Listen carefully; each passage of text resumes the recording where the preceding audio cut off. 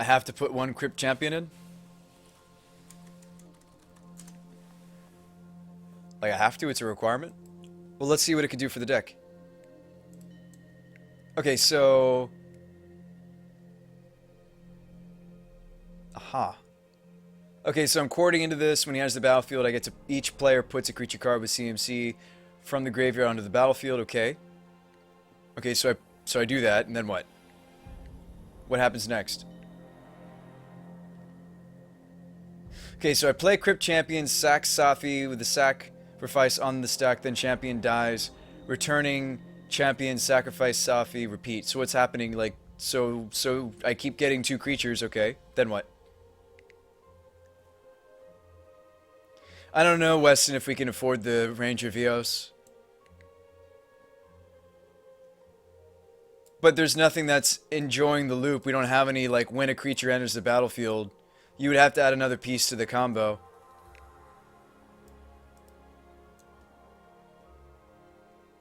Oh, Caller of the Claw is hilarious. But it doesn't make white creatures. Captain says add a Blood Artist. Well, then you're just adding, like, more pieces to the combo. The nice thing about Painter plus Teysa is it's just 2 pieces. XSV says it has to also have a Teysa. No, I'm familiar with Teysa. I was just saying you were making it seem like it was a 2-card combo, dude. No need to get all huffy. Relax. You explained the combo like this. So you want me to make it a 3-card combo instead? Okay. So Teysa, Safi, Crypt. Two Faces run the Cloud Goat. Yeah, we were thinking about Cloud Goat. No need to get upset. Yes, I see that the champion is dying. Yes. I'm just saying this is still probably more efficient, though. Because this is a 3-card combo. But, we could do it. Venom says, emotes don't seem to be working. That's because you didn't download the... You have to download the BDDV. Let me show you where you can get it. You have to download this, my friend. You have to run Better TV emotes. I think it's here. I think this is where you get it. Yep. You need this. You need BTTV. Otherwise, it'll only show up on my screen. Which is fine. Which is fine. How's it going, Loose Love? I still think Blood Artist would work with this, says Captain Riku. Yeah. We can maybe stick in a one. Oh, the thing is, here's the budget constraint. Here's where we're constrained. Here's where we're constrained for the combo. Let's talk about it. It's really unfortunately important to what the deck's trying to do. The deck has a white creature constraint. These creatures here, other than Painter because he's part of this, don't do anything to further, except for Cord because Cord can tutor for. None of these cards, these 21 cards here, further the white combo. Teysa does need white creatures because we're naming black with Painter. So for the Teysa loop to work, and you can't use the Teysa herself, so they shouldn't be count. We only have about 20 cards, and some of these aren't being run. In fact, 2 of these are not in the deck yet. I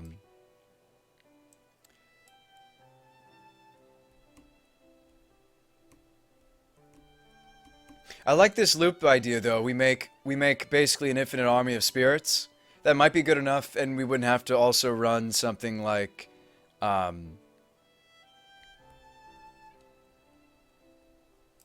This seems like a lot of pieces, though, and they don't seem very impactful on their own. The Safi. The Crypt Champion...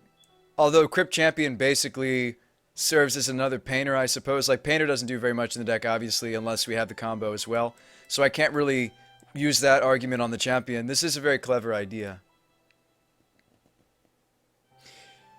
Team says that's why the Safi and the Crypt will be better than the Painter.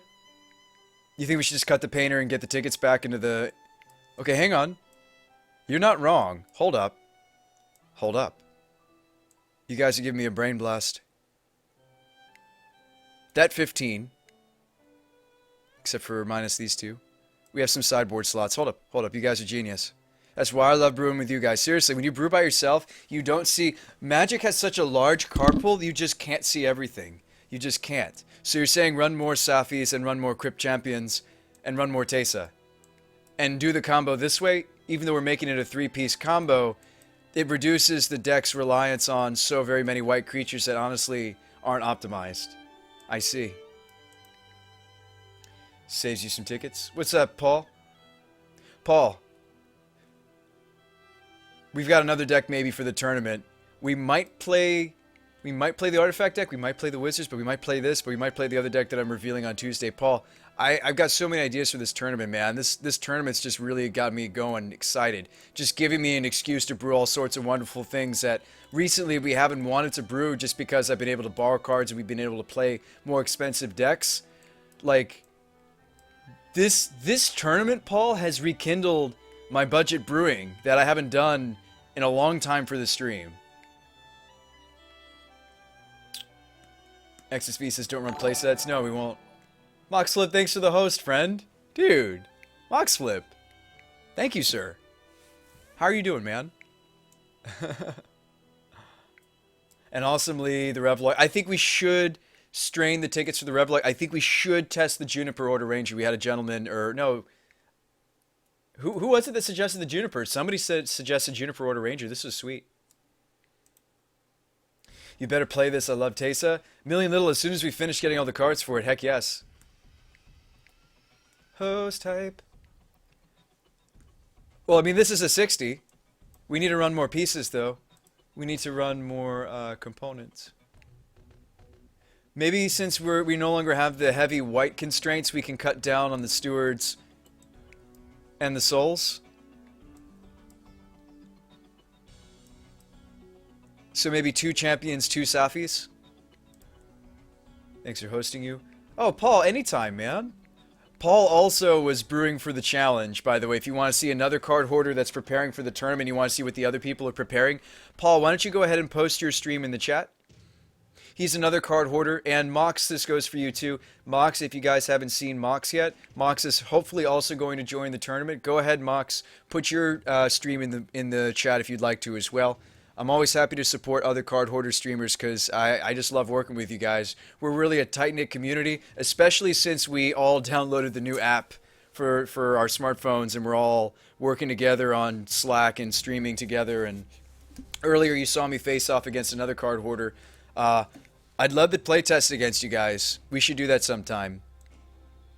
That would do way more for me right now than maybe even hosts. Like, I'd love, not that I'm saying don't host, but I'd love to just throw down these decks against you guys, other streamers, and we can have a stream off and do like multi-Twitch and stuff. Souls still seems really awesome. Okay, we'll keep the Souls then. So what if we cut a couple Stewards and the extra Superior to save on the budget? We'll have some more sideboard slots too. We cut the Painter and we cut the Linvala. So we maybe want a second Crypt Champion.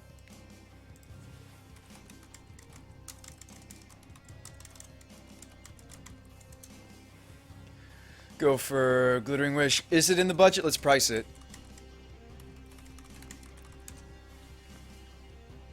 It's about 14 tickets for one. So maybe double Crypt Champion. Double Safi. Safi, although she's legendary, will protect some of the other threats we have to protect, right? An extra Safi shouldn't be terrible. Not that I'm saying we should run 3 Safis. That seems like a bad idea. Let's get maybe another Steward back in this. Maybe something like this. I don't like that it doesn't curve, but I'll get over it. I mean, in fairness, Cord could be anywhere. Some people, like, I used to curve my Lingering Souls here. Some people like to curve X spells way out here, but in my opinion, that's just laziness because the card technically, its X spells are usually put on the way on the outside. But these are essentially 5s, these are 4s, these could be 4s as well. These could be less, these could be 3s, you know? It's hard to say where the chord actually amounts. Some people chunk the Gavanese into the mana base. Does it curve then? No. Does it curve if I do this? No. You guys know it's a pet peeve of mine if a deck doesn't curve, but maybe these decks normally just don't curve. Finks plus Ranger. Yeah, I mean, like, we could try to get at least one Kitchen Finks. The problem with Finks is the price. The price is pretty awkward. Says won my F&M last week with Tesa. Nice. Rockman asks how aggressive will the format be? Still liking artists. I don't know. It depends on what the other people bring. We can maybe get one Finks into this thing without breaking the bank. We did just cut a lot of expense. Like, cutting Painter and Linvala freed up a lot of tickets. We might be able to even run an extra Superior still. This did free up a lot of expense. Leash gets worse? What if we're running Champion? Yeah, I guess. Leash gets worse if we're cutting Stewards, yeah. That's one of the reasons why I didn't want to cut the Stewards.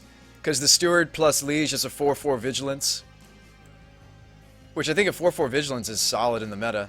Or will be solid in the meta. I actually really like the Stewards. I actually think we're running too many turn 1 Dorks. I trimmed on the Avacyn for a while. No, I'm running a 3-4 split, that's correct.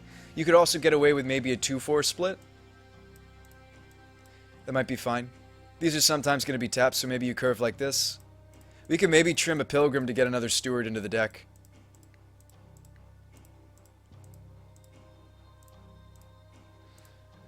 Thinking about sinking most of your budget into Snapcaster Mage? You can do that. There's nothing wrong with that. I'm trying to be really...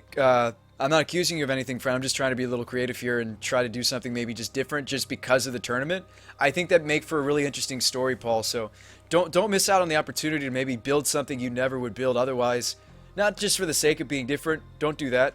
But just for the sake of you might not ever get to do it again. We could cut the Lignify and just rely on the Nameless. I think this is the weakest Tree Folk card that we're running. Although Nameless won't always work, Lignify will work on bigger creatures, but maybe the Reach of Branches is just too vanilla and we'd rather just have the Lignify. The Tutorable Lignify, or the Tutorable Nameless. I still think the Nameless is greedy, black is tough.